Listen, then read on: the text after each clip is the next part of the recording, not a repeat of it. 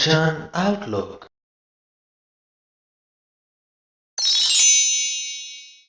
राग गौड़ी पंथ निहारै कामनी लोचन भरी ले उसासा उर ना भीजै पग ना खिसै हर दर्शन की आसा। जिमें ਕਿਸੇ ਪਤਨੀ ਦਾ ਪਤੀ ਪ੍ਰਦੇਸ਼ ਦੇ ਵਿੱਚ ਹੋਵੇ ਤੇ ਉਹ ਉਸ ਦਾ ਰਾਹ ਤੱਕਦੀ ਹੈ। ਪੰਥ ਨਿਹਾਰੈ, ਪੰਥ ਤੋਂ ਭਾਵ ਰਸਤਾ ਤੇ ਨਿਹਾਰੈ ਤੋਂ ਭਾਵ ਤੱਕਣਾ।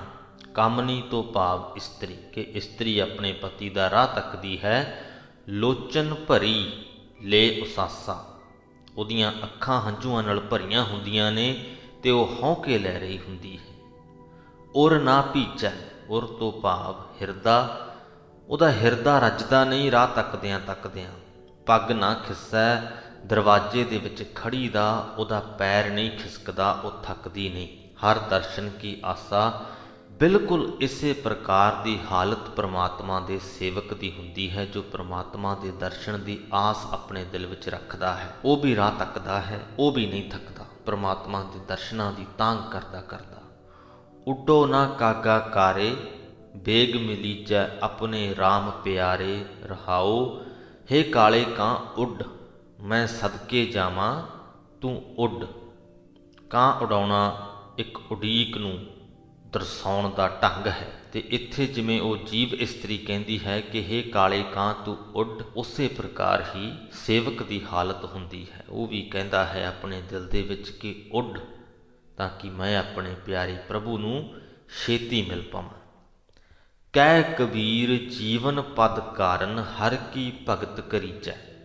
ਕਬੀਰ ਆਖਦਾ ਹੈ ਕਿ ਜ਼ਿੰਦਗੀ ਦਾ ਅਸਲੀ ਦਰਜਾ ਹਾਸਲ ਕਰਨ ਲਈ ਜੀਵਨ ਪਦ ਕਾਰਨ ਹਰ ਕੀ ਭਗਤ ਕਰੀਜੈ, ਪ੍ਰਭੂ ਦੀ ਭਗਤੀ ਕਰਨੀ ਚਾਹੀਦੀ ਹੈ। ਏਕ ਆਧਾਰ ਨਾਮ ਨਰਾਇਣ ਰਸਨਾ ਰਾਮ ਰਵੀਜੈ, ਪ੍ਰਭੂ ਦੇ ਨਾਮ ਦਾ ਹੀ ਇੱਕ ਆਸਰਾ ਹੋਣਾ ਚਾਹੀਦਾ ਹੈ ਤੇ ਜੀਵ ਨਾਲ ਉਸ ਨੂੰ ਹੀ ਯਾਦ ਕਰਨਾ ਚਾਹੀਦਾ ਹੈ। ਰਾਗ ਗੌੜੀ ਘਰ 11ਵਾਂ। ਆਸ ਪਾਸ ਘਨ ਤੁਰਸੀ ਕਾ ਬਿਰਵਾ, ਮਾਝ ਬਨਾ ਰਸ ਗਾਉਂ ਰੇ। ਉਆ ਕਾ ਸਰੂਪ ਦੇਖ ਮੋਹੀ ਗੁਆਰਨ, ਮੌਕੋ ਛੋੜ ਨਾ ਆਊ ਨਾ ਜਾਹੂ ਰੇ। ਸ਼੍ਰੀ ਕ੍ਰਿਸ਼ਨ ਜੀ ਦੀ ਗੱਲ ਇਹਨਾਂ ਪੰਕਤੀਆਂ ਦੇ ਵਿੱਚ ਹੋ ਰਹੀ ਹੈ। ਕਬੀਰ ਜੀ ਕਹਿੰਦੇ ਹਨ ਕਿ ਜਿਸ ਕ੍ਰਿਸ਼ਨ ਜੀ ਦੇ ਆਸੇ ਪਾਸੇ ਤੁਲਸੀ ਦੇ ਸੰਘਣੇ ਬੂਟੇ ਸਨ, ਬਿਰਵਾ ਤੋਂ ਭਾਵ ਬੂਟਾ, ਮਾਝ ਬਨਾ ਤੋਂ ਭਾਵ ਬਣਾ ਦੇ ਵਿੱਚ, ਜਿਸ ਕ੍ਰਿਸ਼ਨ ਜੀ ਦੇ ਆਸੇ ਪਾਸੇ ਤੁਲਸੀ ਦੇ ਸੰਘਣੇ ਬੂਟੇ ਸਨ ਤੇ ਜੋ ਤੁਲਸੀ ਦੇ ਜੰਗਲ ਵਿੱਚ ਪ੍ਰੇਮ ਨਾਲ ਗਾ ਰਿਹਾ ਸੀ, ਉਸ ਦਾ ਦਰਸ਼ਨ ਕਰਕੇ ਗੋਕਲ ਦੀ ਗਵਾਲਣ ਮੋਹੀ ਗਈ ਤੇ ਆਖਣ ਲੱਗੀ, ਹੇ ਪ੍ਰੀਤਮ, ਮੈਨੂੰ ਛੱਡ ਕੇ ਕਿਸੇ ਹੋਰ ਥਾਂ ਨਾ ਆਈ ਜਾਈਂ। ਇਸ ਸਾਰੇ ਘਟਨਾਕ੍ਰਮ ਦੇ ਵਿੱਚੋਂ ਜੋ ਅਸੀਂ ਗੱਲ ਨੋਟ ਕਰਨੀ ਹੈ ਉਹ ਇਹ ਕਿ ਗਵਾਲਣ ਕ੍ਰਿਸ਼ਨ ਜੀ ਦੁਆਰਾ ਮੋਹੀ ਗਈ, ਕ੍ਰਿਸ਼ਨ ਜੀ ਦੇ ਪ੍ਰੇਮ ਦੇ ਵਿੱਚ ਮੋਹਿਤ ਹੋ ਗਈ ਕਹਿ ਲਈਏ, ਜਾਂ ਉਹਨਾਂ ਦੇ ਰੂਪ ਨੂੰ ਦੇਖ ਕੇ ਉਹਨਾਂ ਦੇ ਦਰਸ਼ਨ ਕਰਕੇ ਧੰਨ ਧੰਨ ਹੋ ਗਈ, ਉਹਨਾਂ ਤੋਂ ਬਲਿਹਾਰੇ ਜਾਣ ਲੱਗੀ। ਇਹ ਗੱਲ ਅਸੀਂ ਇਹਨਾਂ ਦੋ ਪੰਕਤੀਆਂ ਦੇ ਵਿੱਚੋਂ ਨੋਟ ਕਰਨੀ ਹੈ। ਤੇ ਅਗਲੀਆਂ ਪੰਕਤੀਆਂ ਦੇ ਵਿੱਚ ਕਬੀਰ ਜੀ ਪਰਮਾਤਮਾ ਦੇ ਸੇਵਕ ਦੀ ਗੱਲ ਕਰਦੇ ਹਨ ਤੇ ਉਹਦੀ ਤੁਲਨਾ ਕਬੀਰ ਜੀ ਅਤੇ ਗਵਾਲਣ ਦੇ ਨਾਲ ਕਰਦੇ ਹਨ। ਤੋਹੇ ਚਰਨ ਮਨ ਲਾਗੋ ਸਾਰੰਗ ਧਰ, ਸੋ ਮਿਲੈ ਜੋ ਵੱਡ ਭਾਗੋ ਰਹਾਉ। ਕਿ ਜਿਵੇਂ ਉਹ ਗਵਾਲਣ ਕ੍ਰਿਸ਼ਨ ਜੀ ਦੁਆਰਾ ਮੋਹੀ ਗਈ ਸੀ, ਉਸੇ ਪ੍ਰਕਾਰ ਹੀ ਮੇਰਾ ਮਨ ਤੁਹਾਡੇ ਚਰਨਾਂ ਦੇ ਵਿੱਚ ਮੋਹਿਆ ਗਿਆ ਹੈ। ਮੇਰਾ ਮਨ, ਹੇ ਧਨੁਖ ਧਾਰੀ ਪ੍ਰਮਾਤਮਾ ਪ੍ਰਭੂ, ਮੇਰਾ ਮਨ ਤੁਹਾਡੇ ਚਰਨਾਂ ਦੇ ਵਿੱਚ ਲੱਗ ਗਿਆ ਹੈ, ਪਰ ਤੁਹਾਨੂੰ ਮਿਲਦਾ ਉਹੀ ਹੈ ਜੋ ਵੱਡੇ ਭਾਗਾਂ ਵਾਲਾ ਹੋਵੇ। ਬ੍ਰਿੰਦਾਬਨ ਮਨ ਹਰਨ ਮਨੋਹਰ, ਕ੍ਰਿਸ਼ਨ ਚਰਾਵਤ ਗਾਊ ਰੇ। ਜਾਂ ਕਾ ਠਾਕੁਰ ਤੁਹੀਂ ਸਾਰੰਗ ਧਰ, ਮੋਹੇ ਕਬੀਰਾ ਨਾਊ ਰੇ। ਹੇ ਪ੍ਰਭੂ, ਕ੍ਰਿਸ਼ਨ ਜੀ ਬ੍ਰਿੰਦਾਬਨ ਦੇ ਵਿੱਚ ਗਾਈਆਂ ਚਾਰਦੇ ਸਨ ਤੇ ਉਹ ਗੋਕਲ ਦੀਆਂ ਗਵਾਲਣਾਂ ਦਾ ਮਨ ਮੋਹ ਲੈਣ ਵਾਲੇ ਸਨ, ਮਨ ਨੂੰ ਧਰੂ ਪਾਉਣ ਵਾਲੇ ਸਨ। ਤੇ ਹੇ ਧਨੁਖ ਧਾਰੀ ਸੱਜਣ, ਧਨੁਖ ਧਾਰੀ ਪ੍ਰਮਾਤਮਾ, ਜਿਸ ਦਾ ਤੂੰ ਸਾਈਂ ਹੈ ਉਸ ਦਾ ਨਾਮ ਕਬੀਰ ਹੈ। ਜਾ ਕਾ ਠਾਕੁਰ ਤੁਹੀਂ ਸਾਰੰਗ ਧਰ, ਮੋਹੇ ਕਬੀਰਾ ਨਾਊ ਰੇ। ਸੋ ਜਿਵੇਂ ਗੋਕਲ ਦੀਆਂ ਗਵਾਲਣਾਂ ਦੇ ਸਾਈਂ, ਉਹਨਾਂ ਦੇ ਠਾਕੁਰ, ਉਹਨਾਂ ਦੇ ਮਾਲਕ ਕ੍ਰਿਸ਼ਨ ਜੀ ਸਨ, ਕਬੀਰ ਜੀ ਕਹਿੰਦੇ ਉਸੇ ਪ੍ਰਕਾਰ ਹੀ ਮੇਰੇ ਸਾਈਂ, ਮੇਰੇ ਮਾਲਕ, ਮੇਰੇ ਠਾਕੁਰ, ਤੁਸੀਂ ਹੋ ਪ੍ਰਮਾਤਮਾ ਜੀ। ਇੱਕ ਰਿਸ਼ਤੇ ਦੀ ਉਦਾਹਰਣ ਲਈ ਹੈ ਕਬੀਰ ਜੀ ਨੇ ਇਸ ਸ਼ਬਦ ਦੇ ਵਿੱਚ। ਇਹ ਦਰਸਾਇਆ ਹੈ ਕਿ ਕਿਵੇਂ ਜੋ ਗੋਕੁਲ ਦੀਆਂ ਗਵਾਲਣਾ ਸਨ ਉਹ ਕ੍ਰਿਸ਼ਨ ਜੀ ਨੂੰ ਪ੍ਰੇਮ ਕਰਦੀਆਂ ਸਨ, ਉਹਨਾਂ ਤੋਂ ਸਦਕੇ ਜਾਂਦੀਆਂ ਸਨ, ਬਲਿਹਾਰੇ ਜਾਂਦੀਆਂ ਸਨ। ਕਿੰਨਾ ਗੂੜਾ ਤੇ ਡੂੰਘਾ ਦਿਲ ਦਾ ਰਿਸ਼ਤਾ ਉਹਨਾਂ ਦਾ ਕ੍ਰਿਸ਼ਨ ਜੀ ਦੇ ਨਾਲ ਸੀ। ਤੇ ਇਸ ਉਦਾਹਰਣ ਤੋਂ ਆਪਣੀ ਗੱਲ ਕਰਦੇ ਹੋਏ ਕਹਿੰਦੇ ਕਿ ਉਹੀ ਰਿਸ਼ਤਾ ਜਿਹੜਾ ਉਹਨਾਂ ਗਵਾਲਣਾ ਦਾ ਕ੍ਰਿਸ਼ਨ ਜੀ ਦੇ ਨਾਲ ਸੀ, ਜਿੰਨਾ ਗੂੜਾ ਉਹਨਾਂ ਦਾ ਰਿਸ਼ਤਾ ਸੀ, ਹੇ ਪ੍ਰਮਾਤਮਾ ਓਨਾ ਹੀ ਗੂੜਾ ਰਿਸ਼ਤਾ ਮੇਰਾ ਤੁਹਾਡੇ ਨਾਲ ਹੈ। ਜਿਵੇਂ ਉਹਨਾਂ ਗਵਾਲਣਾ ਦਾ ਮਨ ਕ੍ਰਿਸ਼ਨ ਜੀ ਨੇ ਮੋਹਿਆ ਸੀ, ਮੇਰਾ ਮਨ ਪ੍ਰਮਾਤਮਾ ਜੀ ਤੁਸੀਂ ਮੋਹਿਆ ਹੈ। ਜਿਵੇਂ ਉਹ ਗਵਾਲਣਾ ਕ੍ਰਿਸ਼ਨ ਜੀ ਦੀਆਂ ਮੁਰੀਦ ਸਨ, ਮੈਂ ਤੁਹਾਡਾ ਮੁਰੀਦ ਹਾਂ। ਗੌੜੀ ਪੂਰਬੀ ਘਰ 12ਵਾਂ। ਵਿਪਲ ਬਸਤਰ ਕੀਤੇ ਹੈ ਪਹਿਰੇ, ਕਿਆ ਬਨ ਮੱਧੇ ਬਾਸਾ, ਕਹਾਂ ਭਇਆ ਨਰ ਦੇਵਾ ਧੋਖੇ, ਕਿਆ ਜਲ ਬੋਰਿਓ ਗਿਆਤਾ। ਵਿਪਲ ਤੋਂ ਭਾਵ ਲੰਮੇ ਚੌੜੇ ਖੁੱਲੇ। ਵਿਪਲ ਬਸਤਰ ਕੀਤੇ ਹੈ ਪਹਿਰੇ, ਕਿੰਨੇ ਹੀ ਲੋਕਾਂ ਨੇ ਲੰਮੇ ਚੌੜੇ ਚੋਲੇ ਪਹਿਨੇ ਹਨ, ਪਰ ਇਹਨਾਂ ਦਾ ਕੀ ਲਾਭ। ਕਹਾਂ ਭਇਆ ਨਰ ਦੇਵਾ ਧੋਖੇ, ਧੋਖੇ ਤੋਂ ਭਾਵ ਇੱਥੇ ਧੂਫ ਹੈ, ਦਿਖਾਉਣਾ, ਧੂਫ ਦਿਖਾਉਣਾ। ਪਰ ਇਸ ਤੋਂ ਪਹਿਲਾਂ ਜੋ ਕਿਆ ਬਨ ਮੱਧੇ ਬਾਸਾ, ਉਹਦੇ ਅਰਥ ਵੀ ਕਰਨੇ ਜ਼ਰੂਰੀ ਹਨ ਕਿ ਕਈ ਲੋਕ ਜੰਗਲਾਂ ਦੇ ਵਿੱਚ ਜਾ ਵਸਦੇ ਹਨ, ਉਹਨਾਂ ਦਾ ਵੀ ਕੀ ਲਾਭ ਹੈ। ਕਿਆ ਤੋਂ ਭਾਵ ਕੀ ਲਾਭ ਹੈ ਇਹਨਾਂ ਗੱਲਾਂ ਦਾ। ਫਿਰ ਆਉਂਦਾ ਹੈ ਕਿ ਕਹਾਂ ਭਇਆ ਨਰ ਦੇਵਾ ਧੋਖੇ। ਇਹ ਭਾਈ ਜੇ ਧੂਫ ਆਦਿਕ ਧੁਖਾ ਕੇ ਦੇਵਤਿਆਂ ਦੀ ਪੂਜਾ ਕਰ ਲਈ ਤਾਂ ਵੀ ਕੀ ਬਣ ਪਾਇਆ। ਕਹਾਂ ਭਇਆ, ਕਿਆ ਜਲ ਬੋਰਿਓ ਗਿਆਤਾ, ਗਿਆਤਾ ਤੋਂ ਭਾਵ ਜਾਣ ਬੁੱਝ ਕੇ, ਬੋਰਿਓ ਤੋਂ ਭਾਵ ਡੋਬ ਲੈਣਾ। ਤੇ ਜਲ ਦੇ ਵਿੱਚ ਸਰੀਰ ਨੂੰ ਡੋਬ ਕੇ ਵੀ ਕੀ ਹੋ ਗਿਆ, ਭਾਵ ਕਿ ਤੀਰਥ ਇਸ਼ਨਾਨ ਕਰਕੇ ਵੀ ਕੀ ਹੋ ਗਿਆ। ਸੋ ਚਾਰ ਵੱਖ-ਵੱਖ ਰਸਮਾਂ ਨੂੰ ਜਾਂ ਰਿਵਾਜ਼ਾਂ ਨੂੰ ਇਹਨਾਂ ਦੋ ਪੰਕਤੀਆਂ ਦੇ ਵਿੱਚ ਕਬੀਰ ਜੀ ਨੇ ਲਿਆ ਹੈ। ਲੰਮੇ ਚੌੜੇ ਵਸਤਰ ਪਹਿਨਣੇ, ਜੰਗਲਾਂ ਦੇ ਵਿੱਚ ਜਾ ਕੇ ਵਾਸ ਕਰ ਲੈਣਾ, ਦੇਵੀ ਦੇਵਤਿਆਂ ਆਦਿਕ ਨੂੰ ਧੂਫ ਬੱਤੀ ਕਰਨੀ ਤੇ ਤੀਰਥ ਇਸ਼ਨਾਨ ਕਰਨਾ। ਤੇ ਸਵਾਲ ਇੱਕ ਪੁੱਛਿਆ ਹੈ ਕਿ ਇਹਨਾਂ ਸਭਨਾਂ ਦਾ ਕੀ ਲਾਭ ਹੈ। ਅਗਲੀਆਂ ਪੰਕਤੀਆਂ ਜਦ ਅਸੀਂ ਪੜ੍ਹਾਂਗੇ ਇਸੇ ਸ਼ਬਦ ਦੀਆਂ ਤਾਂ ਇਹ ਗੱਲ ਥੋੜ੍ਹੀ ਹੋਰ ਸਪਸ਼ਟ ਹੋ ਜਾਏਗੀ ਕਿ ਅਸਲ ਦੇ ਵਿੱਚ ਇਸ ਸ਼ਬਦ ਦੇ ਵਿੱਚੋਂ ਸੰਦੇਸ਼ ਕੀ ਨਿਕਲ ਕੇ ਆ ਰਿਹਾ ਹੈ।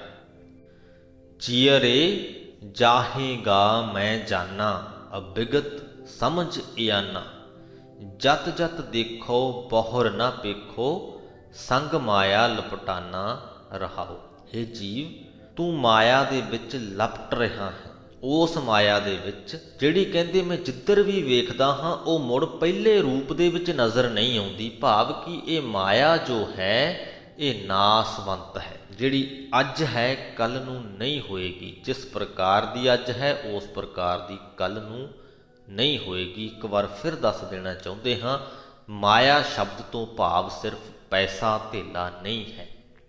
ਮਾਇਆ ਤੋਂ ਭਾਵ ਹੈ ਹਰ ਉਹ ਚੀਜ਼ ਜਿਹਦੇ ਮੋਹ ਦੇ ਵਿੱਚ ਇਨਸਾਨ ਪੈਂਦਾ ਹੈ। ਤੇ ਅਸੀਂ ਇਹ ਗੱਲ ਨੂੰ ਸਮਝ ਸਕਦੇ ਹਾਂ ਕਿ ਸਾਰੀਆਂ ਹੀ ਚੀਜ਼ਾਂ ਜਿਹੋ ਜਿਹੀਆਂ ਅੱਜ ਨੇ ਉਹੋ ਜਿਹੀਆਂ ਕੱਲ ਨੂੰ ਨਹੀਂ ਰਹਿਣਗੀਆਂ ਤੇ ਸਦਾ ਤਾਂ ਇੱਥੇ ਰਹਿ ਹੀ ਨਹੀਂ ਸਕਦੀਆਂ।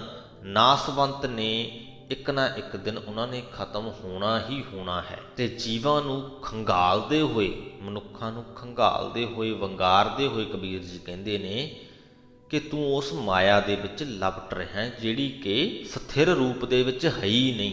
ਤੇ ਪਹਿਲੀ ਪੰਕਤੀ ਜੀਅਰੇ ਜਾਹੇਗਾ ਮੈਂ ਜਾਨਾ, ਜੀਅਰੇ ਹੈ ਜਿੰਦੇ, ਹੈ ਅਣਜਾਣ ਜੀਵ, ਜਾਹੇਗਾ ਭਾਵ ਇਸ ਜਨਮ ਨੂੰ ਤੂੰ ਅਜਾਈਂ ਗਵਾਏਗਾ। ਮੈਂ ਜਾਨਾ ਕਹਿੰਦੇ ਮੈਂ ਸਮਝਦਾ ਹਾਂ ਕਿ ਜੇ ਤੂੰ ਮਾਇਆ ਦੇ ਵਿੱਚ ਹੀ ਲਿਪਟਿਆ ਰਿਹਾ ਤਾਂ ਇਹ ਜੋ ਜਨਮ ਤੈਨੂੰ ਮਿਲਿਆ ਹੈ ਇਹਨੂੰ ਅਜਾਈਂ ਗਵਾਏਗਾ। ਅਬਿਗਤ ਸਮਝ ਇਆਨਾ, ਹੈ ਅਣਜਾਣ ਜੀਵ, ਉਸ ਅਬਿਗਤ ਪਰਮਾਤਮਾ ਨੂੰ ਸਮਝ।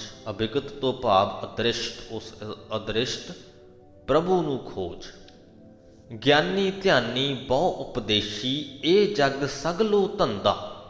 ਕੋਈ ਗਿਆਨ ਚਰਚਾ ਕਰ ਰਿਹਾ ਹੈ, ਕੋਈ ਸਮਾਧੀ ਲਾਈ ਬੈਠਾ ਹੈ, ਧਿਆਨ ਲਾਈ ਬੈਠਾ ਹੈ, ਕੋਈ ਹੋਰਨਾਂ ਨੂੰ ਉਪਦੇਸ਼ ਕਰ ਰਿਹਾ ਹੈ।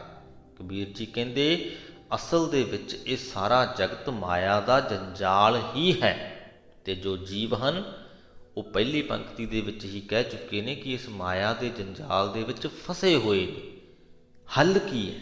ਆਖਰੀ ਇਸ ਸ਼ਬਦ ਦੀ ਜੋ ਪੰਕਤੀ ਹੈ ਉਹਦੇ ਵਿੱਚ ਸਾਨੂੰ ਹੱਲ ਵੀ ਦੱਸਦੇ ਨੇ। ਕਹਿੰਦੇ ਕਹਿ ਕਬੀਰ ਇੱਕ ਰਾਮ ਨਾਮ ਬਿਨ ਯਾ ਜਗ ਮਾਇਆ ਅੰਧਾ। ਕਬੀਰ ਆਖਦਾ ਹੈ ਪ੍ਰਮਾਤਮਾ ਦੇ ਨਾਮ ਸਿਮਰਨ ਤੋਂ ਬਿਨਾਂ ਇਹ ਜਗਤ ਮਾਇਆ ਵਿੱਚ ਅੰਨਾ ਹੋਇਆ ਪਿਆ ਹੈ। ਹੱਲ ਕੀ ਹੈ? ਪ੍ਰਮਾਤਮਾ ਦਾ ਨਾਮ ਸਿਮਰਨ। ਪ੍ਰਮਾਤਮਾ ਦੇ ਨਾਮ ਸਿਮਰਨ ਤੋਂ ਇਲਾਵਾ ਜੇ ਤੁਸੀਂ ਲੰਮੇ ਚੌੜੇ ਚੋਲੇ ਪਾਈ ਫਿਰਨੇ ਹਨ, ਜੰਗਲਾਂ ਦੇ ਵਿੱਚ ਵਾਸ ਕਰਨੇ ਹਨ, ਦੇਵੀ ਦੇਵਤਿਆਂ ਨੂੰ ਧੂਪ ਬੱਤੀਆਂ ਕਰਨੀਆਂ ਨੇ, ਤੀਰਥ ਇਸ਼ਨਾਨ ਕਰਨੇ ਨੇ, ਉਪਦੇਸ਼ ਕਰਨੇ ਨੇ, ਗਿਆਨ ਚਰਚਾ ਕਰਨੀ ਹੈ, ਧਿਆਨ ਲਾ ਕੇ ਬੈਠਣਾ, ਇਹ ਸਾਰੀਆਂ ਹੀ ਗੱਲਾਂ ਵਿਅਰਥ ਨੇ। ਤੁਹਾਨੂੰ ਇਹਨਾਂ ਸਭ ਕਾਸੇ ਦਾ ਕੋਈ ਲਾਭ ਨਹੀਂ। ਇਹਨਾਂ ਸਭਨਾਂ ਦੇ ਵਿੱਚ ਮੈਂ ਦੀ ਹੀ ਗੱਲ ਹੁੰਦੀ ਹੈ। ਕੋਈ ਧਿਆਨ ਲਾ ਰਿਹਾ ਮੈਂ ਦੀ ਖਾਤਰ, ਆਪਣੀ ਖਾਤਰ ਧਿਆਨ ਲਾ ਕੇ ਪ੍ਰਮਾਤਮਾ ਦਾ ਸ਼ੁਕਰਗੁਜ਼ਾਰ ਨਹੀਂ ਹੋ ਰਿਹਾ, ਪ੍ਰਮਾਤਮਾ ਨੂੰ ਚੇਤੇ ਨਹੀਂ ਕਰ ਰਿਹਾ, ਆਪਣੇ ਲਈ ਅੰਦਰ ਮੈਂ ਹੈ ਕਿ ਮੈਂ ਆਪਣੇ ਲਈ ਕੁਝ ਕਰਨਾ ਹੈ ਤਾਂ ਧਿਆਨ ਲਾਇਆ ਹੋਇਆ, ਮੈਨੂੰ ਕੋਈ ਰਿੱਧੀ ਸਿੱਧੀ ਮਿਲ ਜਾਏਗੀ ਧਿਆਨ ਲਾਉਣ ਦੇ ਨਾਲ, ਇਹ ਵਿਚਾਰ ਹੈ ਉਸ ਧਿਆਨ ਲਾਉਣ ਦੇ ਪਿੱਛੇ। ਤੀਰਥ ਇਸ਼ਨਾਨ ਕਰਨੇ ਨੇ, ਮੈਂ ਆਪਣੇ ਆਪ ਨੂੰ ਪਵਿੱਤਰ ਕਰਨਾ, ਧੂਪ ਬੱਤੀਆਂ ਕਰਨੀਆਂ ਨੇ ਕਿ ਮੈਂ ਦੇਵਤੇ ਖੁਸ਼ ਕਰਨੇ ਆ ਤਾਂ ਕਿ ਉਹ ਮੇਰਾ ਕੁਝ ਸੰਵਾਰਨ, ਮੈਂ ਹੀ ਮੈਂ। ਇਸੇ ਕਰਕੇ ਇਹ ਸਾਰੇ ਜੋ ਰਸਮੋ ਰਿਵਾਜ ਨੇ ਇਹ ਦੁਨਿਆਵੀ ਅਡੰਬਰ ਹੈ, ਮਾਇਆ ਦਾ ਰਚਿਆ ਹੋਇਆ ਅਡੰਬਰ ਹੈ। ਇਹਨਾਂ ਸਭਨਾਂ ਦਾ ਸਾਨੂੰ ਕੋਈ ਲਾਭ ਨਹੀਂ ਹੋਣਾ। ਜੇ ਕਿਸੇ ਗੱਲ ਦਾ ਲਾਭ ਹੋ ਸਕਦਾ ਹੈ ਤਾਂ ਉਹ ਇਹ ਕਿ ਨਿਰਸਵਾਰਥ ਹੋ ਕੇ ਅਸੀਂ ਪ੍ਰਮਾਤਮਾ ਦਾ ਨਾਮ ਸਿਮਰੀਏ, ਪ੍ਰਮਾਤਮਾ ਨੂੰ ਚੇਤਿਆਂ ਦੇ ਵਿੱਚ ਰੱਖੀਏ, ਉਹਨੂੰ ਚੇਤੇ ਕਰਦੇ ਰਹੀਏ, ਉਹਦੇ ਸ਼ੁਕਰਗੁਜ਼ਾਰ ਹੁੰਦੇ ਰਹੀਏ। ਗੌੜੀ ਘਰ 12ਵਾਂ। ਮਨ ਰੇ ਛਾਡੋ ਭਰਮ ਪ੍ਰਗਟ ਹੋਏ ਨਾਚੋ, ਯਾ ਮਾਇਆ ਕੇ ਡਾਂਡੇ ਸੂਰ ਕੇ ਸਨਮੁਖ ਰਨ ਤੇ ਡਰ ਪੈ, ਸਤੀ ਕੇ ਸਾਂਚੈ ਭਾਂਡੇ। ਹਦਾਇਤ ਕਰਦੇ ਹਨ ਕਿ ਹੇ ਮਨ ਵਿਕਾਰਾਂ ਦੇ ਪਿੱਛੇ ਭੱਜ ਦੌੜ ਛੱਡ ਦੇ। ਯਾ ਮਾਇਆ ਕੇ ਡਾਂਡੇ ਕਿ ਇਹ ਜੋ ਵਿਕਾਰ ਹਨ ਇਹ ਮਾਇਆ ਦੀਆਂ ਰਚੀਆਂ ਹੋਈਆਂ ਠੱਗੀਆਂ ਹਨ ਤੇ ਤੂੰ ਇਹਨਾਂ ਵੱਲੋਂ ਠੱਗਿਆ ਜਾ ਰਿਹਾ ਹੈ। ਇਸ ਗੱਲ ਨੂੰ ਸਮਝ ਤੇ ਵਿਕਾਰਾਂ ਦੇ ਵੱਲ ਆਪਣੇ ਭਟਕਦੇ ਹੋਏ ਮਨ ਨੂੰ ਰੋਕ ਲੈ, ਛੱਡ ਦੇ ਇਹ ਵਿਕਾਰ। ਪ੍ਰਗਟ ਹੋਏ ਨਾਚੋ, ਉਸ ਪ੍ਰਮਾਤਮਾ ਦੀ ਸ਼ਰਨ ਦੇ ਵਿੱਚ ਜਾਓ ਤੇ ਨਿਡਰ ਹੋ ਕੇ ਉਤਸ਼ਾਹ ਦੇ ਵਿੱਚ ਨੱਚੋ। ਸੂਰ ਕੇ ਸਨਮੁਖ ਰਨ ਤੇ ਡਰ ਪੈ। ਉਹ ਕਾਹਦਾ ਸੂਰਮਾ ਜੋ ਸਾਹਮਣੇ ਰਣ ਭੂਮੀ ਦੇਖੇ ਤੇ ਡਰ ਜਾਏ। ਸਤੀ ਕੇ ਸਾਂਚੈ ਭਾਂਡੇ, ਤੇ ਉਹ ਕਾਹਦੀ ਸਤੀ ਜੋ ਸਤੀ ਹੋਣ ਤੋਂ ਪਹਿਲਾਂ ਭਾਂਡੇ ਸਾਂਭਣ ਲੱਗ ਜਾਵੇ। ਸੂਰਮਾ ਹੋਣਾ ਤੇ ਸਤੀ ਹੋਣਾ ਦੋਨਾਂ ਦੇ ਵਿੱਚ ਇੱਕ ਚੀਜ਼ ਕਾਮਨ ਹੈ, ਸਾਂਝੀ ਹੈ। ਉਹ ਇਹ ਕਿ ਦੋਨਾਂ ਨੂੰ ਹੀ ਨਿਸ਼ਾਵਰ ਹੋਣਾ ਪੈਂਦਾ ਹੈ। ਸੂਰਮਾ ਵੀ ਉਹੀ ਕਹਾ ਸਕਦਾ ਹੈ ਜੋ ਜਿਸ ਕਾਰਜ ਦੇ ਲਈ ਸੂਰਮਾ ਬਣਿਆ ਉਸ ਕਾਰਜ ਨੂੰ ਆਪਣਾ ਆਪ ਸਮਰਪਿਤ ਕਰ ਦੇਵੇ। ਫਿਰ ਉਹ ਰਣ ਭੂਮੀ ਨੂੰ ਸਾਹਮਣੇ ਦੇਖ ਕੇ ਡਰਦਾ ਨਹੀਂ, ਕਿਉਂਕਿ ਉਹਨੇ ਆਪਣੇ ਆਪ ਨੂੰ ਉਸ ਰਣ ਭੂਮੀ ਦੇ ਵਿੱਚ ਜੂਝਣ ਦੇ ਲਈ ਸਮਰਪਿਤ ਕਰ ਦਿੱਤਾ ਹੋਇਆ। ਤੇ ਸਤੀ ਵੀ ਉਹ ਜਿਸ ਨੇ ਆਪਣਾ ਸਭ ਕੁਝ ਹੀ ਆਪਣੇ ਪਤੀ ਨੂੰ ਸਮਰਪਿਤ ਕਰ ਦਿੱਤਾ ਸੀ, ਤੇ ਹੁਣ ਜਦ ਪਤੀ ਨਹੀਂ ਰਿਹਾ ਤਾਂ ਜਗਤ ਦੇ ਵਿੱਚ ਹੋਰ ਕਿਸੇ ਚੀਜ਼ ਦਾ ਮੋਹ ਵੀ ਨਹੀਂ ਰਹਿ ਗਿਆ, ਇਸੇ ਲਈ ਸਤੀ ਹੋ ਗਈ। ਪਰ ਜੇ ਉਹ ਇਸਤਰੀ ਸਤੀ ਹੋਣ ਤੋਂ ਪਹਿਲਾਂ ਭਾਂਡੇ ਹੀ ਸਾਂਭਣ ਲੱਗ ਜਾਵੇ ਤੇ ਇੱਥੋਂ ਇਹ ਚੀਜ਼ ਸਾਹਮਣੇ ਆਉਂਦੀ ਹੈ ਕਿ ਉਹਦਾ ਮੋਹ ਨਹੀਂ ਟੁੱਟਿਆ ਜਗਤ ਦੇ ਨਾਲ, ਉਹਨੇ ਆਪਣੇ ਆਪ ਨੂੰ ਪਤੀ ਦੇ ਲਈ ਨਿਸ਼ਾਵਰ ਨਹੀਂ ਕੀਤਾ ਸੀ ਅਸਲ ਦੇ ਵਿੱਚ। ਸੋ ਜੇਕਰ ਅਸੀਂ ਚਾਹੁੰਦੇ ਹਾਂ ਕਿ ਵਿਕਾਰਾਂ ਨੂੰ ਛੱਡਣਾ ਹੈ ਤਾਂ ਪ੍ਰਮਾਤਮਾ ਦੇ ਅੱਗੇ ਆਪਣੇ ਆਪ ਨੂੰ ਸਮਰਪਿਤ ਕਰਨਾ ਪਏਗਾ। ਇਹ ਸਮਝ ਲਓ ਕਿ ਪ੍ਰਮਾਤਮਾ ਸਾਡਾ ਪਤੀ ਹੈ ਤੇ ਵਿਕਾਰ ਭਾਂਡੇ ਹਨ। ਜੇ ਅਸੀਂ ਪਤੀ ਦੇ ਪਿਆਰ ਦੇ ਵਿੱਚ ਆਪਣੇ ਆਪ ਨੂੰ ਸਮਰਪਣ ਹੀ ਕਰਨਾ ਹੈ ਤੇ ਵਿਕਾਰ ਰੂਪੀ ਭਾਂਡਿਆਂ ਨੂੰ ਫਿਰ ਛੱਡ ਦਈਏ, ਉਹਨਾਂ ਨੂੰ ਆਪਣੇ ਨਾਲ ਨਾ ਰੱਖੀਏ, ਉਹਨਾਂ ਨੂੰ ਸਾਂਭਦੇ ਨਾ ਫਿਰੀਏ। ਡਗਮਗ ਛਾੜ ਰੇ ਮਨ ਬੌਰਾ, ਅਬ ਤੋ ਜਰੇ ਮਰੇ ਸਿੱਧ ਪਾਈਐ, ਲੀਨੋ ਹਾਥ ਸੰਧੌਰਾ ਰਹਾਉ। ਪਿਛਲੀਆਂ ਪੰਕਤੀਆਂ ਵਾਲੇ ਵਿਚਾਰ ਨੂੰ ਹੀ ਇਹਨਾਂ ਪੰਕਤੀਆਂ ਦੇ ਵਿੱਚ ਨਿਰੰਤਰ ਰੱਖਿਆ ਗਿਆ ਹੈ ਤੇ ਕਬੀਰ ਜੀ ਕਹਿੰਦੇ ਹੇ ਕਮਲੇ ਮਨ ਜੱਕੋ ਤੱਕ ਛੱਡ ਦੇ। ਡਗ ਮਗਾਉਣਾ ਛੱਡ ਦੇ। ਜਦੋਂ ਤੂੰ ਪ੍ਰਮਾਤਮਾ ਦੀ ਸ਼ਰਨ ਦੇ ਵਿੱਚ ਆ ਹੀ ਗਿਆ ਤਾਂ ਜੱਕੋ ਤੱਕ ਕਰਨ ਦਾ ਕੋਈ ਫਾਇਦਾ ਨਹੀਂ। ਆਪਣੇ ਆਪ ਨੂੰ ਪ੍ਰਮਾਤਮਾ ਦੇ ਅੱਗੇ ਨਿਸ਼ਾਵਰ ਕਰਦੇ, ਸਮਰਪਿਤ ਕਰਦੇ। ਹੁਣ ਤਾਂ ਕਹਿੰਦੇ ਜਲ ਕੇ ਮਰੇ ਤੋਂ ਹੀ ਸਿੱਧੀ ਪਾਈ ਜਾ ਸਕਦੀ ਹੈ। ਇੱਥੇ ਜੋ ਸ਼ਬਦ ਸੰਧੌਰਾ ਵਰਤਿਆ ਗਿਆ ਹੈ ਇਹ ਸਤੀ ਪ੍ਰਥਾ ਦੇ ਨਾਲ ਸੰਬੰਧਿਤ ਸ਼ਬਦ ਹੈ। ਜਿਸ ਇਸਤਰੀ ਨੇ ਸਤੀ ਹੋਣਾ ਹੁੰਦਾ ਸੀ ਉਹ ਆਪਣੇ ਹੱਥ ਦੇ ਵਿੱਚ ਨਲੀਏਰ ਲੈ ਕੇ ਉਹਦੇ ਤੇ ਸੰਧੂਰ ਲਾ ਲੈਂਦੀ ਸੀ, ਤੇ ਜਦ ਇੱਕ ਵਾਰ ਇਹ ਪ੍ਰਕਿਰਿਆ ਹੋ ਗਈ ਤੇ ਉਹਨੂੰ ਫਿਰ ਸਤੀ ਹੋਣਾ ਹੀ ਪੈਂਦਾ ਸੀ। ਜੇ ਨਹੀਂ ਹੁੰਦੀ ਤਾਂ ਲੋਕ ਧੱਕੇ ਦੇ ਨਾਲ ਵੀ ਉਹਨੂੰ ਬਲਦੀ ਚਿਖਾ ਦੇ ਵਿੱਚ ਸੁੱਟ ਦਿੰਦੇ ਸਨ। ਸੋ ਕਹਿਣ ਤੋਂ ਭਾਵ ਜਿਵੇਂ ਕਿ ਹੱਥ ਦੇ ਵਿੱਚ ਨਲੀਏਰ ਫੜ ਕੇ ਤੇ ਉਸ ਤੇ ਸੰਧੂਰ ਲਾ ਲੈਣਾ ਇੱਕ ਅਜਿਹਾ ਕਦਮ ਸੀ ਕਿ ਜਿੱਥੋਂ ਤੁਸੀਂ ਫਿਰ ਪੁੱਠੇ ਨਹੀਂ ਮੁੜ ਸਕਦੇ, ਪਿੱਛੇ ਨਹੀਂ ਮੁੜ ਸਕਦੇ।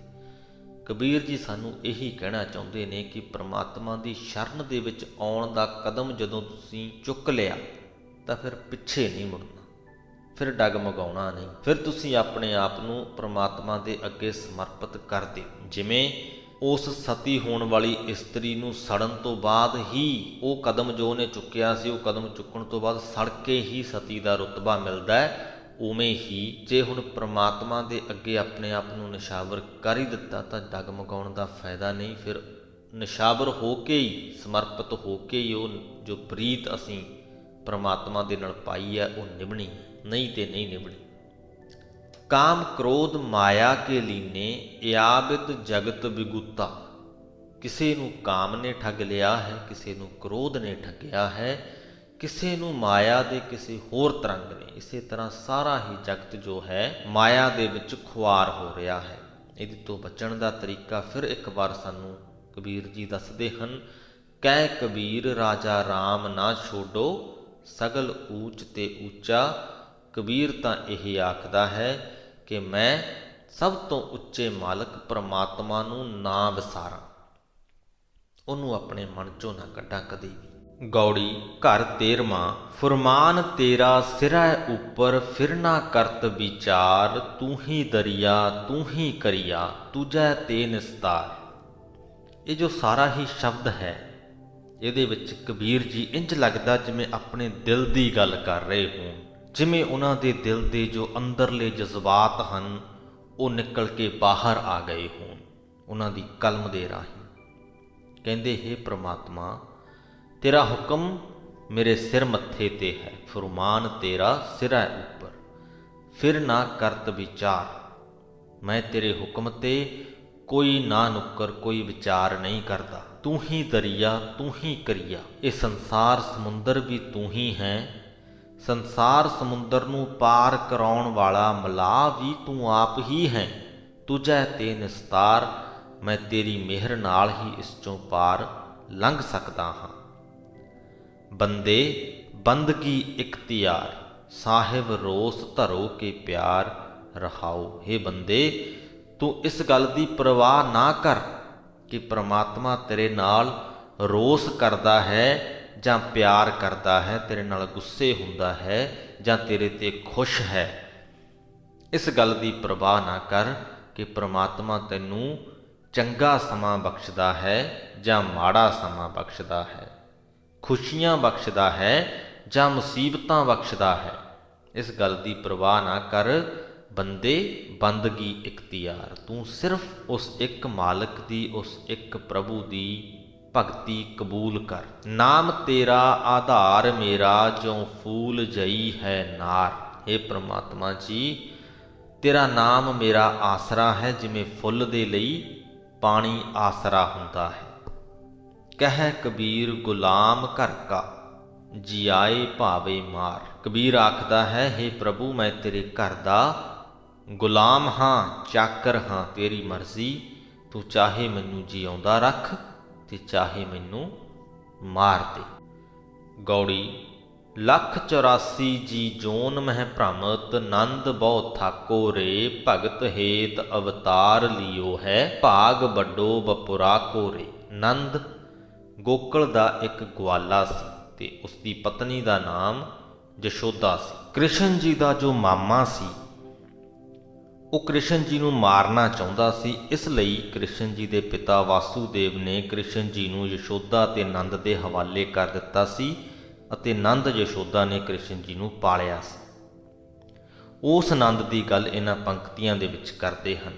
ਕਬੀਰ ਜੀ ਕਹਿੰਦੇ ਕਿ ਹੇ ਭਾਈ, ਤੁਸੀਂ ਆਖਦੇ ਹੋ ਕਿ ਜਦੋਂ 84 ਲੱਖ ਜੀਵਾਂ ਦੀਆਂ ਜੂਨਾਂ ਵਿੱਚ ਭਟਕ ਭਟਕ ਕੇ ਨੰਦ ਬਹੁਤ ਥੱਕ ਗਿਆ ਤੇ ਉਸਨੂੰ ਮਨੁੱਖਾ ਜਨਮ ਮਿਲਿਆ ਤਾਂ ਉਸਨੇ ਪ੍ਰਮਾਤਮਾ ਦੀ ਭਗਤੀ ਕੀਤੀ।